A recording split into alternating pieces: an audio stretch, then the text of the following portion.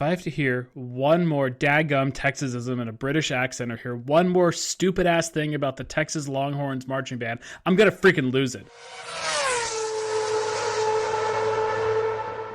Welcome to Tinfoil Helmets, your occasional hot take, spicy roundup show with all the latest F1 rumors, with the almost believable conspiracy theories to back them up. We have researched everything carefully here for hours to make sure it's totally founded in logic, reason, and truth.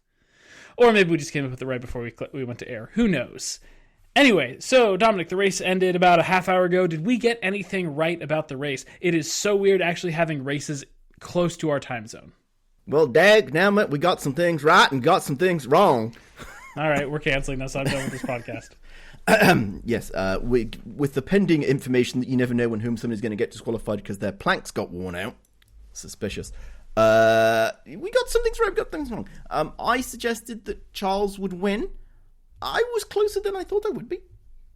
Because, I mean, he kind of... For most of the race, it looked like he just might win. Indeed. If only those softs had gone softer. Second. Yeah. Red Bull was summoned for failure to follow instructions of an official. Interesting. Max, I suggested would be on the podium. Yes. I said Oscar would be out of the points. I'm going to give myself a yes for this because they're a sprint race. I said Lando in P9, which on average, I think I was pretty close to that. Oscar would win the sprint. No. Lando out of the points. Yes, in the sprint. So I think I did pretty good trying to manifest something interesting that happened. Too bad it couldn't have been manifested for the Grand Prix, although it certainly was manifested for the sprint. Yes, the Grand Prix, I manifested too hard. Yeah, manifested too close to the sun. So I had Dominic forgets it was a sprint weekend. Nothing made my Friday better than sending you a text that was like, so, ready to watch sprint qualifying? And you're just like, oh, it's sprint qualifying time, isn't it? It's like, yes, it is. Stupid sprint. Stupid Friday things. Yeah. Lap 1, turn 1 chaos. We loved absolutely probably the most chaos that could have happened, at least in the sprint, as far as lap 1, turn 1. It was pretty good. And no more Mr.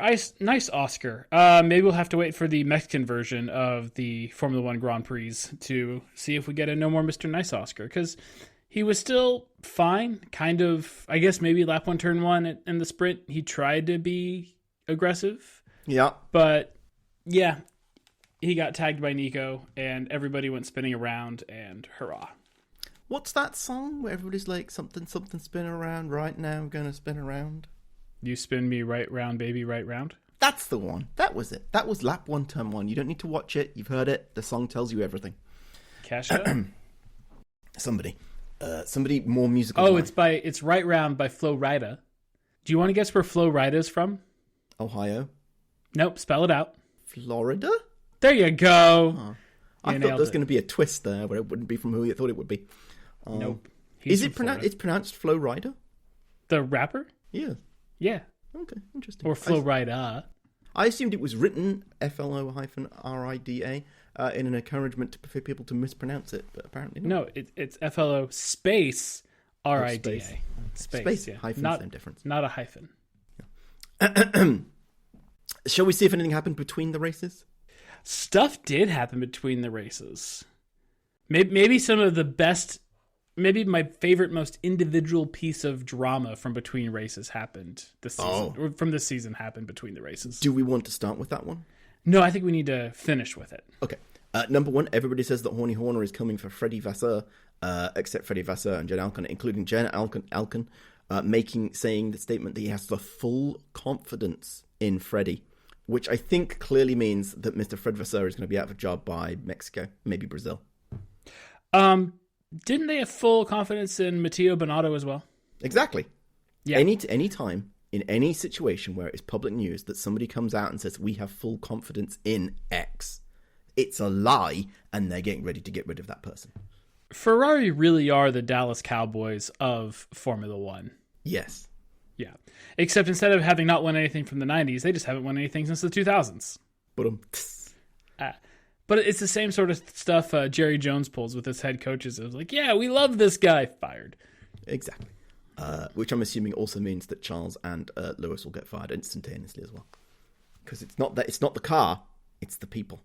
No. Because like in this analogy, and I think in truth, who's the Ferrari chairman? Elko? Elkan. John Elkan. Elkan. John Elkan. I knew it was John. He probably loves Lewis and Charles. Why would you not love Lewis and Charles? So you keep Lewis and Charles around, and you got to change all the bits in the middle that aren't making it work for Lewis and Charles. Granted, I think looking at this weekend, I think it's about time for Lewis to consider hanging it up. I thought he had a good weekend. He did have a good weekend, but when he was, well, we can talk about it in the race, but when Charles was really like holding up Lando, like Lewis should have been right in there starting to make it harder on Lando, and he wasn't. He got pretty close. He did, but not close enough. We'll see. He could have done more. Yes. The other big piece of news is that apparently the trendy thing to do if you are in a motorsport that is not Formula One bound is to quit your successful career while you're at the top and go to F2. In this, we had Colin Hurta do this before, and now we've got Kalle Rovanperä, who is announced that he's going to peace out from WRC. He has 2 World Driver Championships, maybe 3. He's still in the running. He's only a few points behind the leader, and start his journey in Formula One. This will be his last season of WRC, and he's going to go to Super Formula in Japan for next year, and then F2 in 2027. I'm here for this because this means Bottas will be able to retire from Formula One and ensure that there's still a Finn on the F1 Circus. I'm kind of excited by this because I think he could be really interesting. He'd be the first rally driver to successfully make the transition if he succeeds. Well, I guess Kubica didn't really. He transitioned into a rally driver. Indeed. He wasn't a WDC for rally either. No, I think it'd be good. But, it's one of these things also of like, sure, if he does go through F2, like, sorry. Does he have a spot like is there a team that's willing to take him? Because we've seen F2 winners not necessarily guaranteed F1 drives. So the question is he going to do this with Toyota? Because Toyota was the team that he drives for in WRC. But there's also rumours linking him to Red Bull.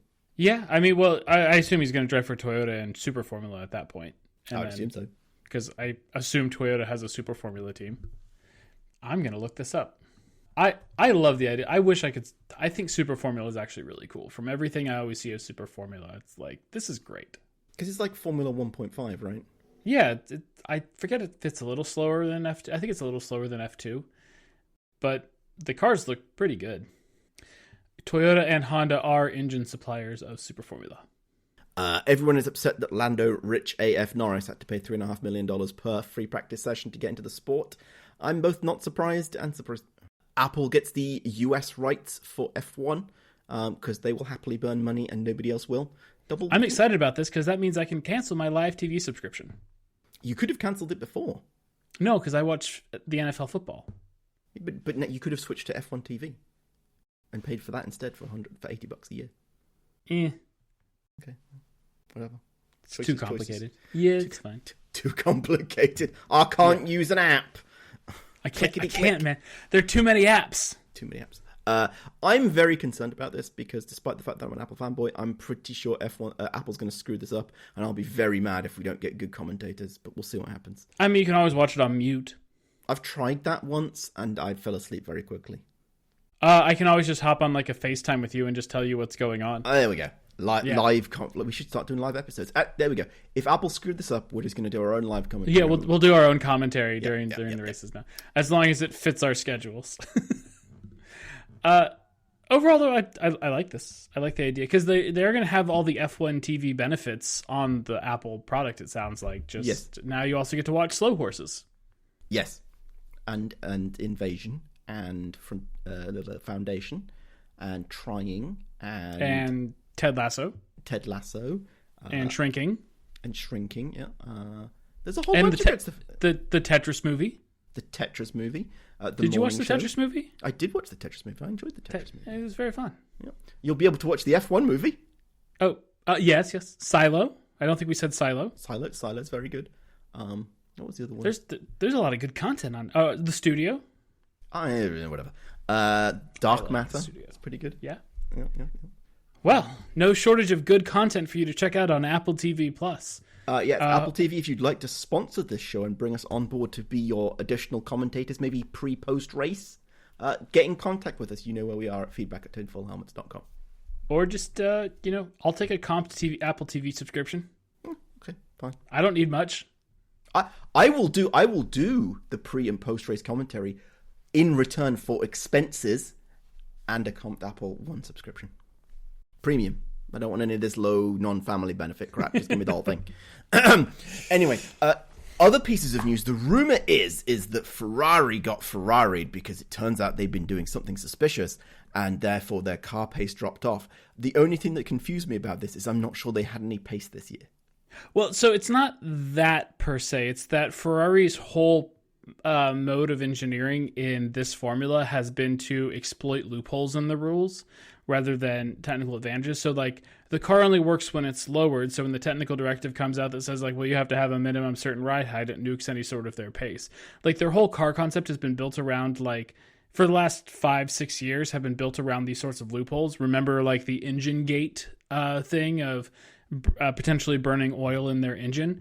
So they've just been engineering their way into these loophole scenarios that then the loopholes get closed and it nukes their entire car performance because the whole car performance is based upon these loopholes rather than sound fundamentals, to where like one of these tech directives comes out and yeah, it might hurt Red Bull or Mercedes a little bit, but not too much, or McLaren a little bit, but not too much.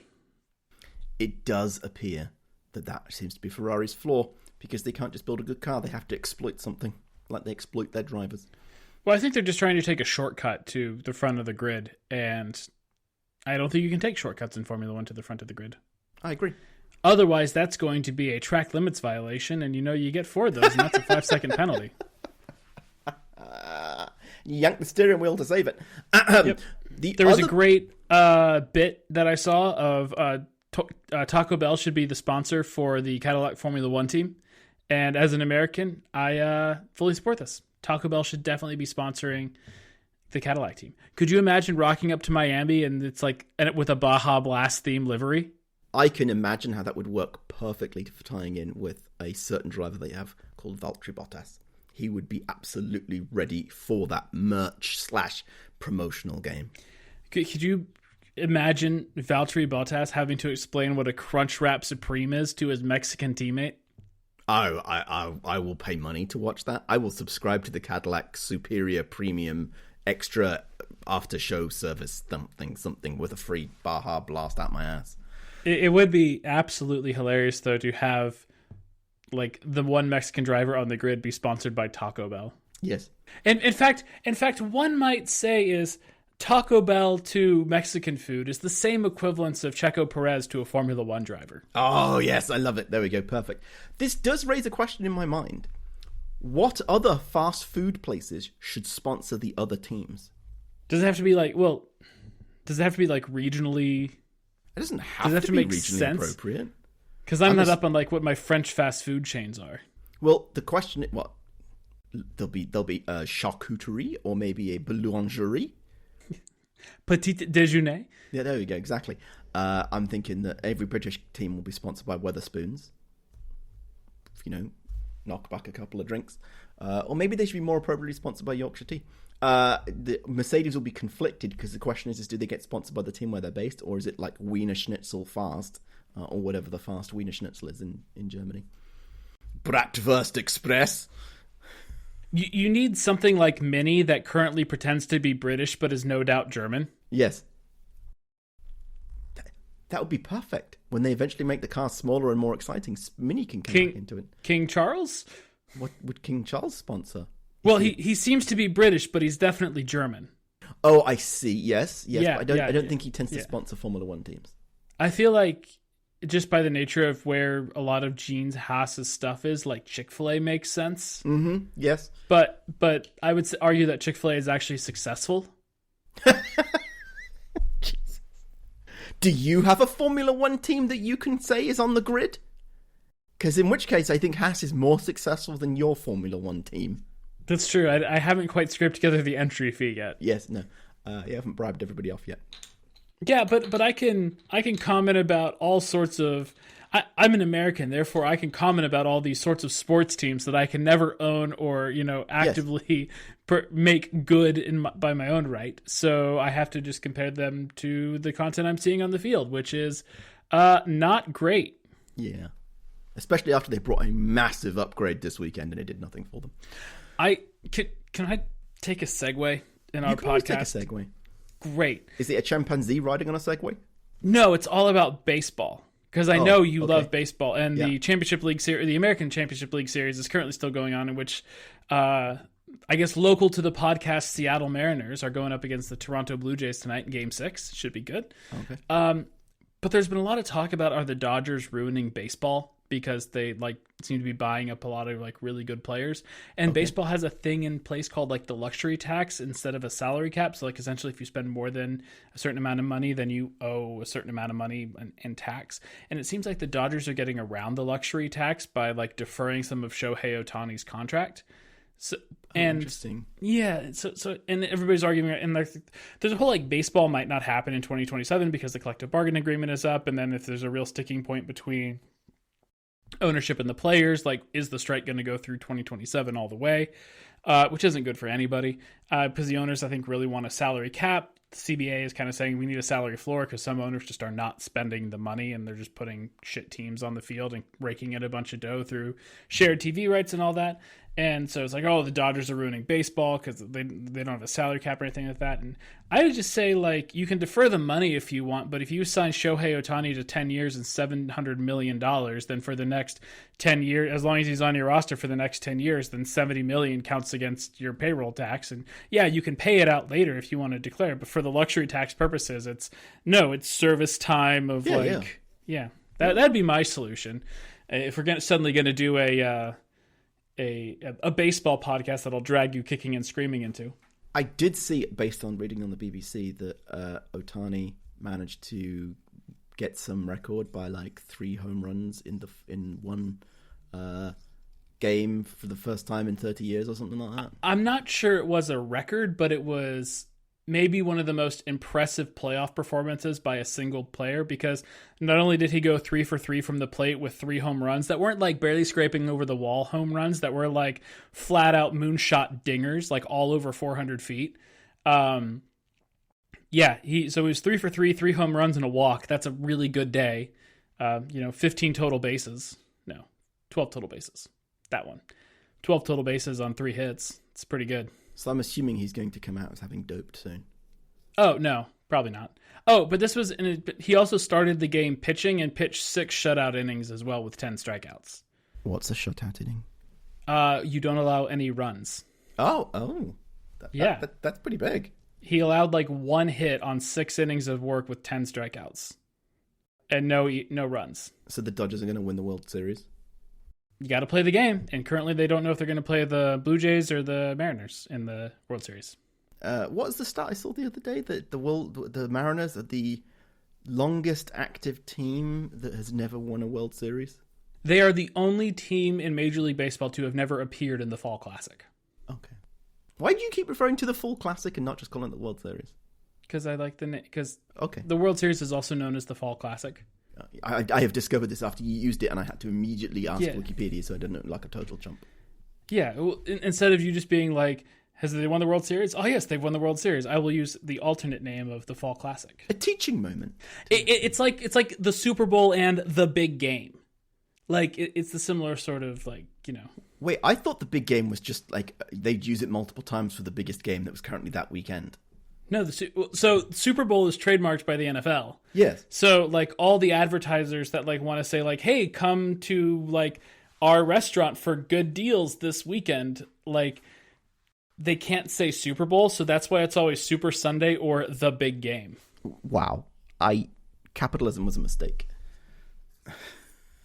Probably. Yeah, but maybe for different reasons. But interestingly enough, maybe the most socialistic thing in America is, in fact, the NFL, where the worst team gets the first pick in the draft, and there is a salary cap and all that, and the revenue sharing across the league. Commies. I thought also MLB was also somewhat communist. Yeah, I mean, but they don't have a salary cap, so they're a little bit more on the capitalist side, but they do have TV revenue sharing and all of that, which... Should we drag this back to Formula One? Oh, with the strong repercussions of papaya rules? Yes, there are very strong repercussions, which will not be discussed in public, which basically means they slapped Oscar's wrist and told him not to do it in the future. I heard a rumor... Well, they slapped Lando's wrist. No, they slapped Oscar's wrist. They didn't... There's no repercussions for Lando. Right.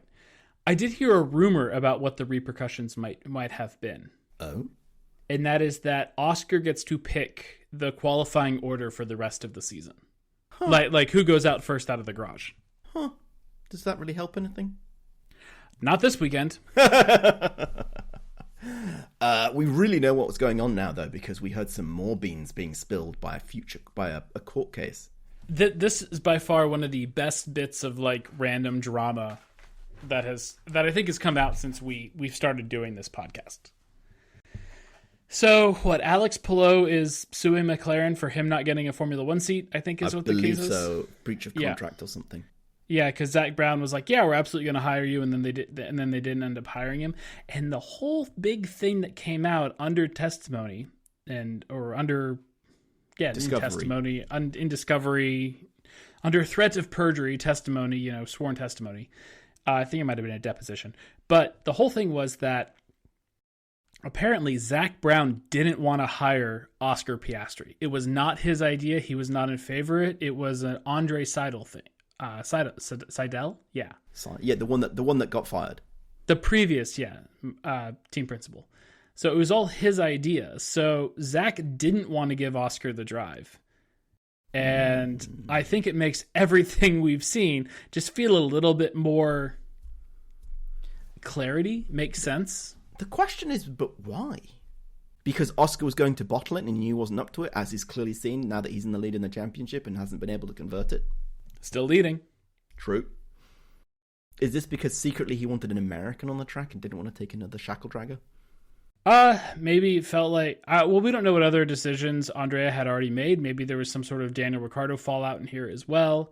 Maybe it was one of those that, like, by signing Oscar, they knew they were going to have to buy out Daniel, which they did, because Daniel's had another year in his contract. So... yeah, we don't know all the ins and outs of everything that happened, but the fact of like, oh no, if you get the feeling that the CEO of the company didn't want the driver, you're absolutely correct. The CEO of the company did not want the driver.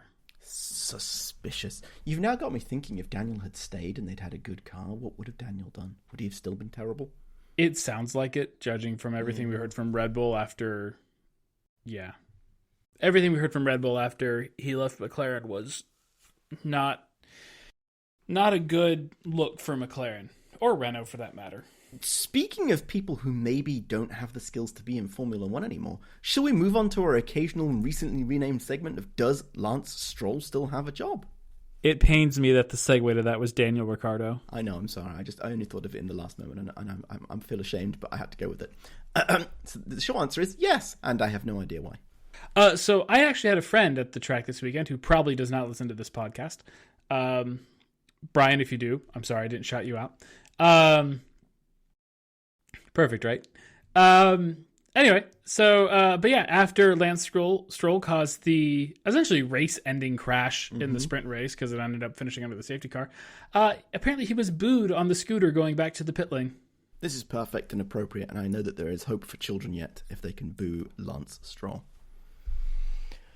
Have you noticed how like scruffy his hair is looking on like the cutaway shot these days?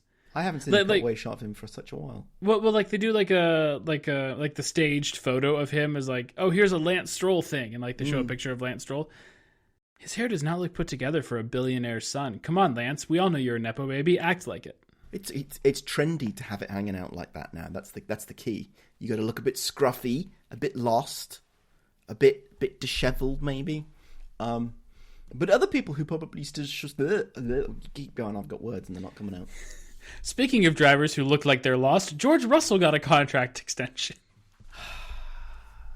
And he did okay. Actually, he did okay in the sprint race, but the contract curse has not been broken because he did pretty badly in the race.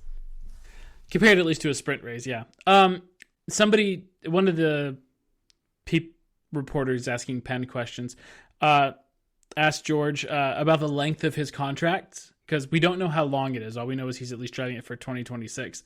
And George's reply is, oh yeah, it was a lengthy one. I think 52 pages. So, first off... I take that back. I'm not going to laugh at George. Nice one, George. Nice one. Very good. But yeah, apparently it is some sort of multi-year deal situation. And then I think we also had rumors around that Toto made some sort of comment, or there was something along the lines of Toto is absolutely okay with it be in 2027 it being Max and Russell, and looking like that might be the driver pairing. Well, have you keep watching Kimi Cantonelli's driving? He hasn't got any choices. But I thought he was the next Max Verstappen. Maybe he'll sign Kalle Rovanperä because he likes Finns.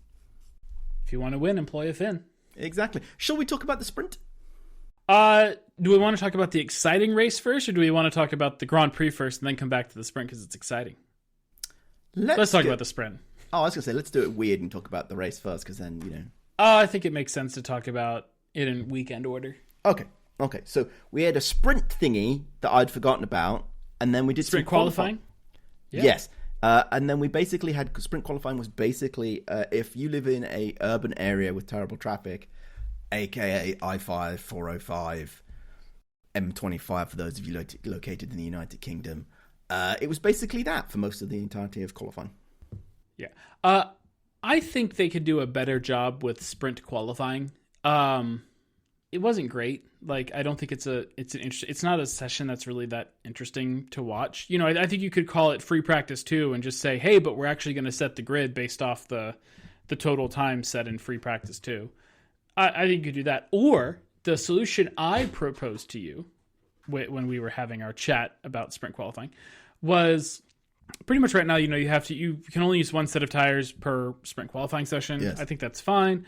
But like, what's to stop somebody from coming out at like the very end and doing like a situation or a thing? Track evolution. Yeah, the whole track evolution of just going for one lap at the end. Now, maybe you need to be somebody like Max Verstappen to pull that off because if you, Liam Lawson lost a couple for track limits, a couple other people lost for track limits, that if you can't really push it all the way to the edge, who's to know? That sort of thing. But what if for sprint qualifying, you could only exit the pit lane once? I like this. I think there's a lot of opportunity here. And I assume, though, to make this work, you'd have to pull off one session, not 3 sessions. No, you can still do it across 3 sessions. You just still have the 12 minutes, but it's as soon as you leave, you still have your one set of tires. Yeah, so once per session, you can leave the pit lane once per session. So I'm not going to like prescript how much fuel you can or can't put into the car or anything like that, but just you can only leave the pit lane once. So maybe you fuel for a couple laps and go like, you know, maybe you can get 3 laps in because you go like lap, cool down, lap, cool down, lap, cool down. Or, you know, maybe you do just kind of go out at the end and hope for the best. But something, I think it needs to spice up sprint qualifying just a little bit. And I agree. Yeah. I like the idea of doing this because I just think of the unmitigated chaos when everybody just waits. Yeah. Until the last minute, and it's just like, and everybody's just going around in one train. It'll be amazing. Fantastic. But yeah, did anything happen in qualifying? Oh, they screwed up Yuki's race because they forgot to set him out. There was a gaggle of cars that like didn't make it to the finish line. Yeah. Or the start line, technically. Monza 2018 again? Yep. Ferrari forgot that they were a Formula 1 team and instead GP3 did it, and they did pretty bad. They also forgot that Charles was supposed to be in front of Lewis at the end of qualifying and broke the rule. So, you know, Ferrari's going to get smacked for that. Max maxed it and then made the McLarens look stupid because apparently the McLarens don't work anymore. What happened? Like, I have a theory for this in the spicy takes and rumors. I am very much looking forward to it. Okay, so the sprint race happened, and we both manifested this. Yes, I sent a text message to my friend at the race, and I was like, yeah, maybe both McLarens will crash into each other lap 1, turn 1, and that is exactly what happened. Granted, they had a little bit of a helping hand from a Nico Hülkenberg, who put it brilliantly on 4th place, so he was just in the right position to not know how to handle the front of the race. Indeed. And go crashing. Do you want to assign anybody blame in our we run the FIA dictatorship? Oscar. Fair enough. The reason I say it was Oscar because Oscar pulled a very aggressive move to try and get ahead of Lando, and he didn't need to pull such an aggressive move. He could have accepted where he was in the race. It's a sprint race, man. Who cares? And then he just turned, surprising old man Nico, who should have been paying more attention. But ultimately, the butterfly that flapped its wings was Oscar trying to get past Lando. Yeah, fair enough. I would agree. But I also think it's anyone who's ever seen lap 1, turn 1 at Coda knows like that is going to happen for like the front 2 or 3 drivers. Mm-hmm. Yeah. But most importantly, in part of this chaos, Charles gets Basically, he doesn't hit anybody, but he has to take avoiding action and basically ends up in last place. But then, while everybody else is having full-on, panic, attack, chaos, disaster, swerving and avoiding and swerving, he ends up in P4 by shooting past everybody because everybody's very confused. I kind of wonder if everybody thought it was about to be a safety car and they didn't throw it in time, but Charles was paying enough attention and whoop, went straight in front. That was one of the craziest onboards I've seen in a while. Yeah, it's pretty good work by Charles. So yeah, it's like if you've ever been on Reddit sim racing stewards and like you see some of the chaos of somebody just like carving through the chaos. It looked like something out of like an iRacing Monza lobby or something like that. It was great. Yeah, it was. Charles is 25. He's still got all the reaction speed, so good for him. It was his birthday this week. Happy birthday, Charles. The one I didn't understand is Alonso got a puncture, but then gave up and exited the race, and I didn't understand why Alonso with a puncture just gave up. Because he's done. Yeah, he's done his time. Because he's washed. I did notice that more bits of wheel rim popped off and tyres popped off. They need to fix the wheels for next year because it's ridiculous that they keep breaking. Then they go around for a while. Zoom, zoom, zoom, for like another 10 laps. Very nice. George gets really close to Max. But then George does what George does best. He decides he's going to go for a tactical win rather than missing the strategy. Dive bombs it, screws up his tyres, and then spends the rest of the race 1.5 seconds behind Max. I love how far George went off the track trying to get that overtake done. It was like, oh dear. And then Charles forgets that he's supposed to turn a wheel when he approaches a corner, goes off, and then Lewis, because he's still right behind everybody, says yes please at the next turn, and then pulls a brilliant move on Charles. I actually thought Charles was about to turn into him, but he didn't. I will say that Lewis might not be the fastest in these cars, but his wits are still there. Killer instinct. And then we went round a bit more, and then Lance became a human Lance, and I can't remember who he took out now. Oh, Ocon. He took out Ocon. Yeah. Took out Ocon, ended it. And got himself a 5-place grid drop for it. Yeah, which was really impactful for him. It really changed the colour of his race. He was going to be on pole, and he ended up in P23. Effectively a 2-place grid drop. Yeah, it's terrible. I do think you're right that if you get a grid place drop, you should be that many spaces behind at the back. Either that, and I know this goes directly against my soapbox of penalties should be handled on the penalty weekend. Yes. Either that, or if you qualify like 19th and you have a 5-place grid drop, you've only gone back to 20th, so you still have 4 grid places to serve. Yes. So you have to. So similar to penalty points, you carry your grid drop forward until you have served all the positions that need to be served. I wholly support this. But I would much rather them just draw like 40 some odd grid boxes all the way back, and it's like you're starting from turn 19. Love it. Perfect. Just real quick, just imagine how great it would be if that's actually how things worked, because if you had a pit lane start, you might have to wait for somebody to come around from like turn 18 if they had enough grid drops before they could open up the pit lane. You know, if I was in the negotiating room trying to make this happen, I would say that pit lane starts don't have to be pit lane starts anymore. We'll just apply ludicrously hilarious penalties. So like a pit lane start when you change the car, it's like a 20-place penalty. Just starting on the backstretch. Start on the back. At some point, you've taken enough that you start in front of pole position. You're already a lap down. You're already basically a lap down to be perfect. Could you imagine somebody like trying to like has enough grid place drops? I don't know how many it would have to be, a bajillion, to like the fact that they're like parked on the hill at Coda, the 17% grade, just like trying not to roll backwards.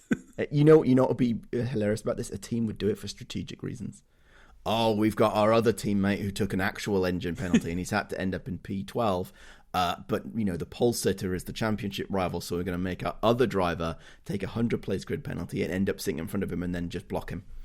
But they'd immediately get blue flags. I mean, sure, but it might just be just enough. Just ignore them and then take the penalty. And we probably shouldn't forget that Carlos Sainz managed to slap it into P3, so good for him. Shall we talk about qualifying in the actual race? Max almost forgot to put in a lap. Well, actually, he did not put in a lap at the very end because Red Bull screwed up. They tried to Yuki him. They did. But his previous race was still good enough to put him on pole. Yep, Max got a Max. What happened to Oscar? I have no idea. He ended up in like P stupid and basically watched his championship go away. Anything else in qualifying, or should we just go straight to the very exciting race? No, we did the exciting race so far. Yeah, I don't really think anything happened in qualifying. No, I didn't watch much of qualifying, but I don't really think anything happened in qualifying. I actually think I nearly fell asleep, but caught myself right in the last couple of minutes because I was worried that Max wasn't going to make it, and he didn't, and that was exciting. So we were all ready for another lap 1, turn 1 drama-filled Austin. Yes! It was going to be amazing! And then everybody just went through the corner. Yeah. Which resulted in 40 laps of Lando waiting for his car to be faster than Charles. 56... However, Charles did do a great move at like turn 2 or turn 3 to get past Lando. He did. That he did set up through turn 1. So it is also chaos, but in a more controlled chaos manner. Yes, I thought that Charles really not double bluff, but like took the odd move, which everybody knew that was going to be the odd move, and then Lando didn't see it coming and then ended up being behind him. So, but yes, after the 40 laps of waiting for Lando for his car to be faster, we had 56 laps of Oscar sighing quietly, 56 laps of Max watching Netflix, Carlos and Kimi, Kissing, but I still don't understand why Carlos retired, because he had a puncture. I don't know. That was it. Oh, and Behrman thought he should go rallying because he came down the inside of Yuki. Yuki maybe was a bit spicy. Nobody penaltied it, but he basically then fell off. It was ridiculous. It was a little ridiculous. Yep. He wants to go to rallying.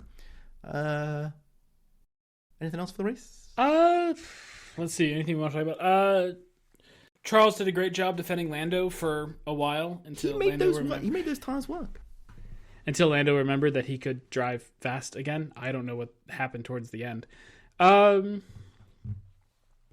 Oscar just kept getting slower and slower and slower. Until the final lap. Well, apparently Lewis thought he had a front right puncture, so he slowed up just enough.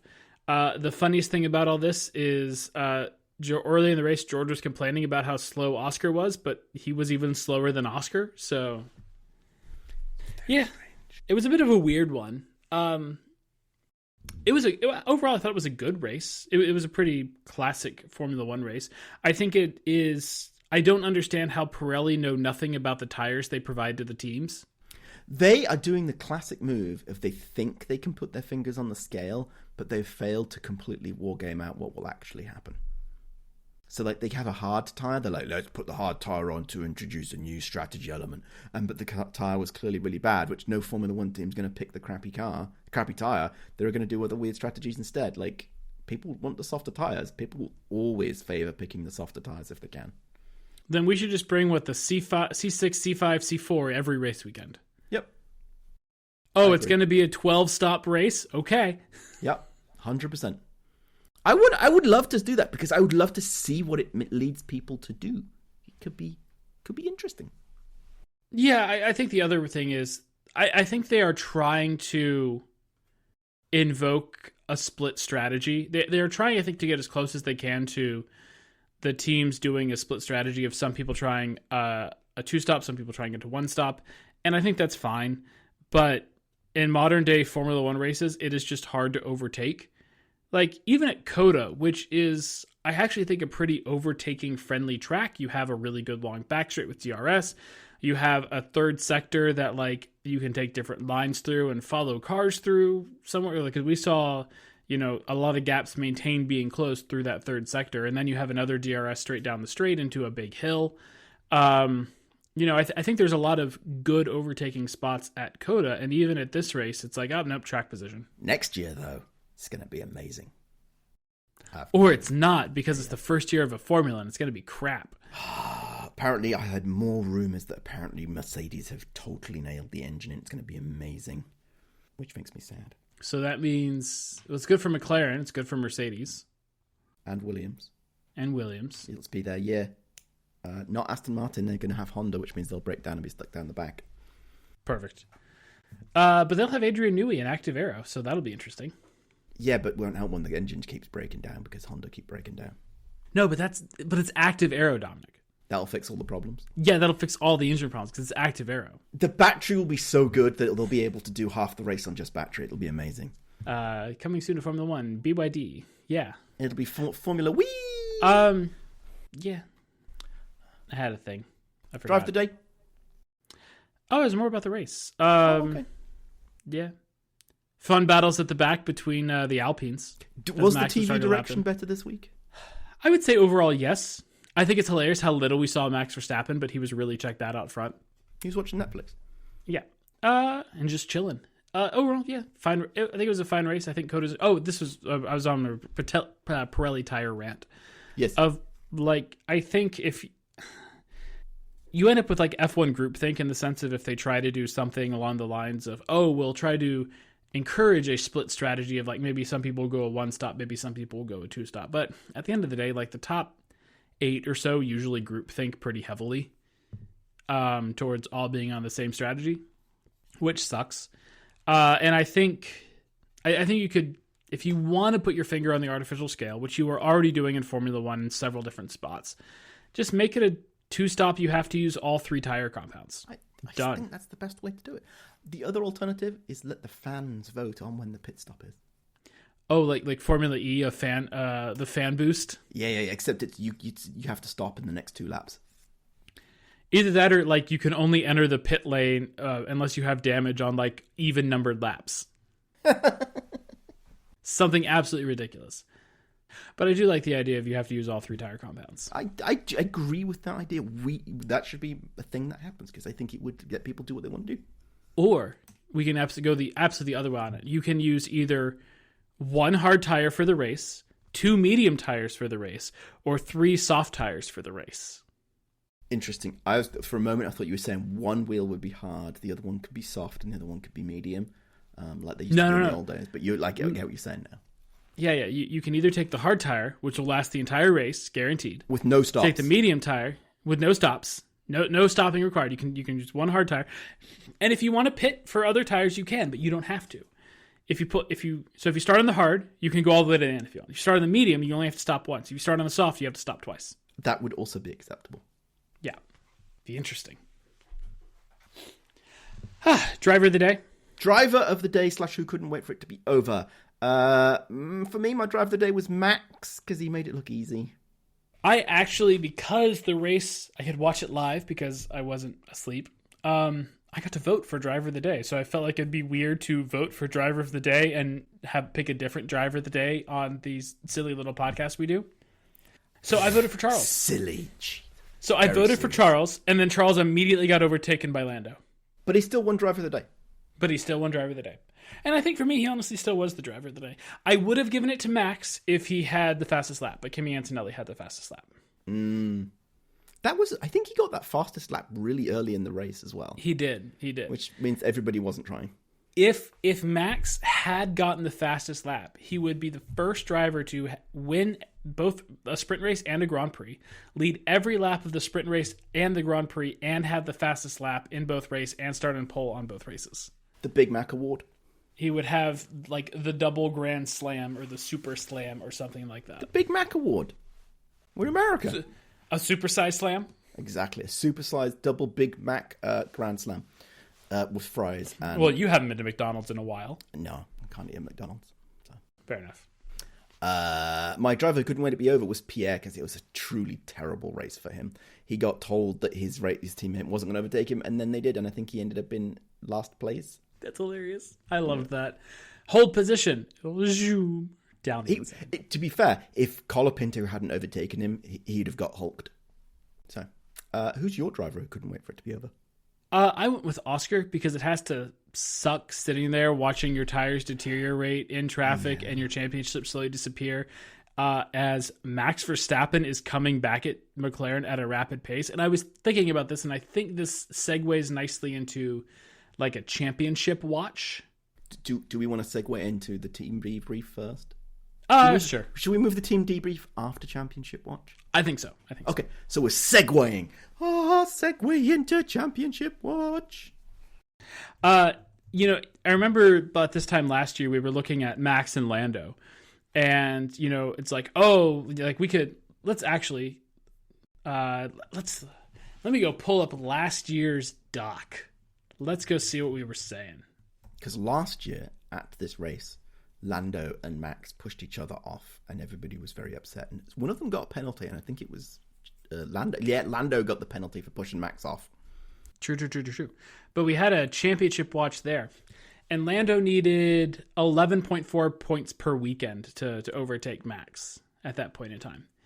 And it was clearly looking like Max was going to win it, but there was still the hope, especially as Lando charging back. I think it actually got a little closer in Mexico.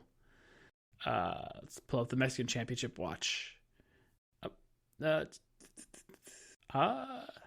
Yeah, Lando was still around like 11.75. So it didn't get better for him after Mexico either, even though I think he did outscore Max. But, we were sitting around like 11 points, and that's exactly what we were sitting at last weekend going into the USA. So after, God, I can't remember what race was one race ago. Singapore, right? Yeah. After Singapore, Max was sitting like 11 points a weekend, and we were like, I mean, it's not doable, but it seems really tough, but everything's going to have to go his way. Max needed 10.5 after Singapore. And coming in now, Max only needs 8 points per weekend to overtake Oscar and 5.2 points per weekend to overtake Lando. It's not over by any stretch of the imagination. And suddenly, like, that Red Bull's like, it was one of those, it's like when we were kind of around Monza or Azerbaijan, it's like, oh, well, this is a track that, we think the Red Bull's going to be good at because low downforce setup, lots of really slow corners and then long straights, stuff that they've been good at for a while. We'll see where it is. And then we shift to Singapore, and it was even before. Yeah, then we shift to Singapore, and it was like, well, this will really be a test to see like where things are. And Max, to be honest, almost won Singapore by putting it on pole. He was really close. So, and that is a car that in this ground effect era has not produced well at Singapore. So now we come to Austin. And even as they were saying on the Sky commentary of like, it's the first race in a while where we can see if McLaren still has like their crazy tire advantage of how they don't eat through tires late in stints, things like that.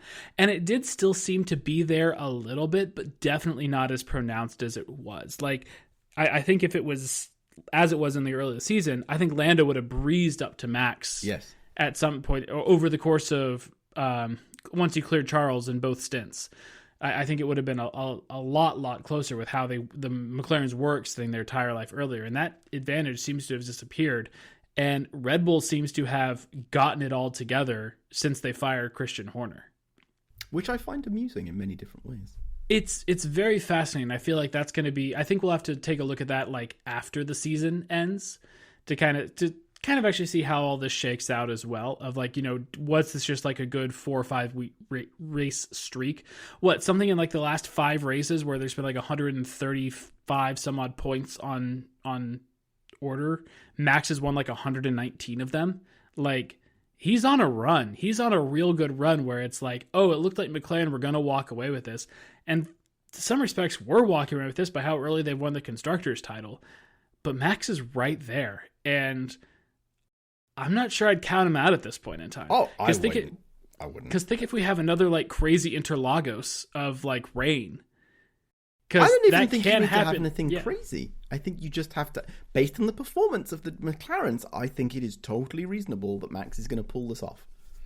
Without any crazy races, he'll just, go do what Max does, and the McLarens will forget how to drive, and blah, blah, blah, blah, blah. Yeah, pretty much, because it just needs to be like Max, Lando, Oscar the rest of the way, and it's done. And that's enough points. So it's just crazy to me of like how last year it was like, I know it was a little bit different of a situation, but Lando was definitely on a charge at the end of last season. And it's like, yeah, he's on a charge. He can technically do it, but he's going to need a little, but they need both McLarens, and like both McLarens were, like we think the Brazil sprint last year where it was McLaren 1-2 and then Max has a terrible qualifying and charges from the back of the grid. Like, there were spots where like it really came down to Interlagos where it was like, oh, Max is Max and the McLarens don't have it. Like, but now we're at a point where 5 races to go, 2 more sprints. It's not over. It's not over until the fat lady sings. I would love a 3-way race. Clipped at Abu Dhabi, because I think that could produce some interesting situations. I'm especially looking forward to see whether they have somebody puts it in the wall, maybe a Liam Lawson, and then we have, do we finish it under red flags or do they let them race? Yeah, I think I've just been hurt by Abu Dhabi being such a terrible race. Yes. That like it feels like it's going to be one. If it does come down to Abu Dhabi, and I think I don't think anybody's going to clinch before Abu Dhabi at this point in time. I think it could be like mathematically really hard of like 1st and 9th. Yeah. Like, but I don't think anybody's going to clinch. And it's Abu Dhabi is just one of the worst tracks on the calendar as far as what a race is. It does not encourage what I would call banzai last moment moves in an attempt to save your championship. I would actually say that as far as like the most anything can happen race, Abu Dhabi might be worse than Monaco. Yes. Like I would much rather have Monaco be the finale than Abu Dhabi. If you could choose any current track on the calendar, Interlagos.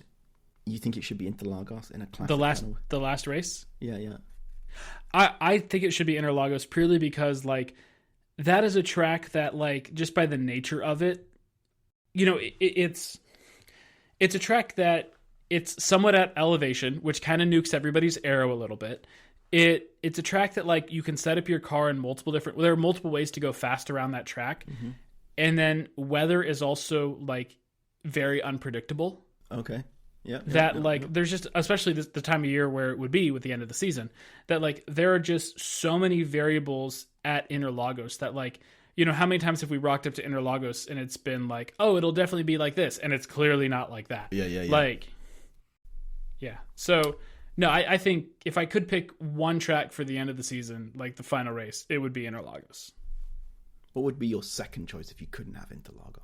Silverstone this time of year could be interesting. Okay. That was the one I was going to pick, was because I'm like, you know, it's a fun, different type of thing, and it'll be all kinds of weird, and there are overtakes that might it'll be cold and wet for certain. It might be cold. It's definitely going to be cold, but it might not be wet. It might be dry. Yeah. It might be snowy. Yeah. How did the super wets handle the snow? They just get studded tires. Problem solved. Jeez. Silverstone would be interesting just by the nature of British weather in October, November. Yes, exactly. It'd be terrible for the fan experience. Oh, yeah. I mean, but, you know, we don't do this for the fans. We do this for the elite performance of our sports people.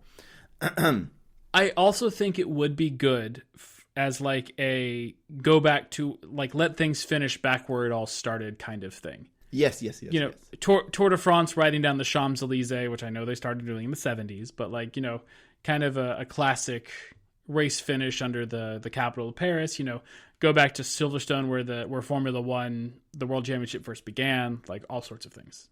You know that you've put that idea in the world, Monaco is going to make a bid for it because that's where they'll say that Formula One really started, was in Monaco. You know, I'd be fine with Monaco being the finale. Because everybody would have to pour it into qualifying, there'd still be jeopardy. Yeah, a little bit. Okay, I can subscribe to that. And also, like, I think probably there's also a better chance of rain in November in Monaco than yes. Separate the adults from the children.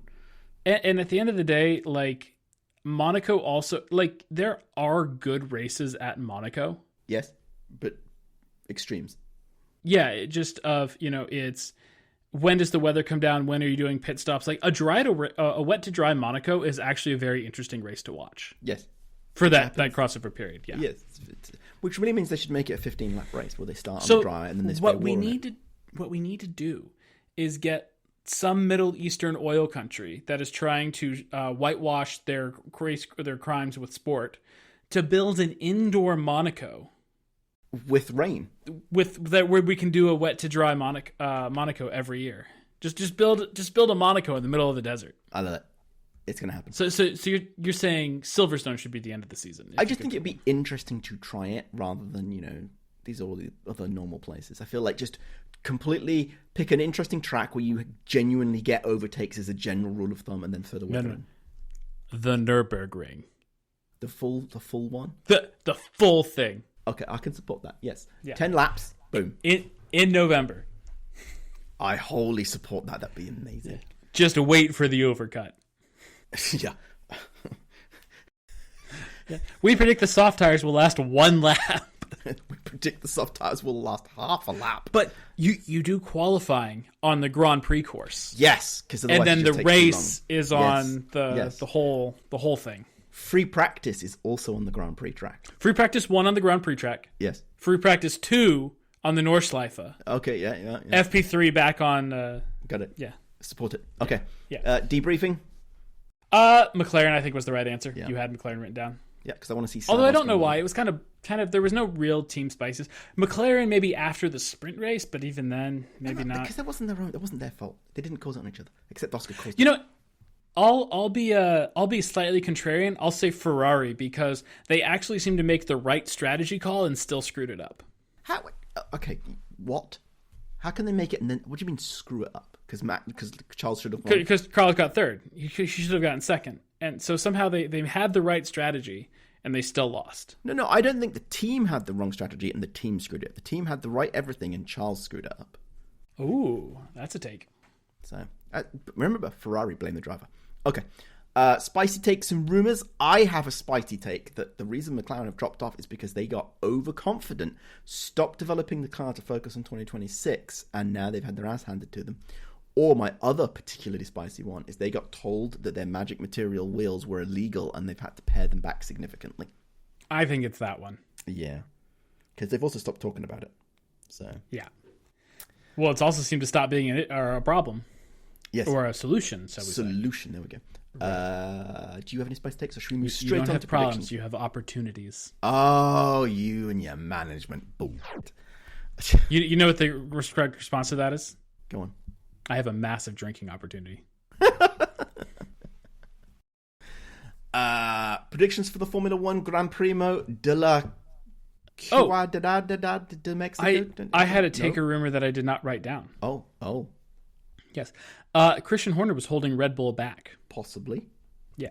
Well, because maybe Adrian Newey is the problem, because everywhere Adrian Newey seems to go, there seem to be factions of the team, be it Williams, McLaren, or Red Bull. Yep.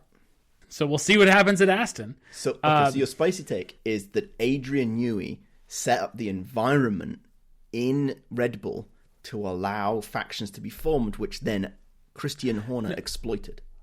Well, I think Christian Horner was equally complicit in setting up factions and playing favorites. I think they might have both set up factions and played favorites. And then new guy comes in, Mankies, and ex-Ferrari.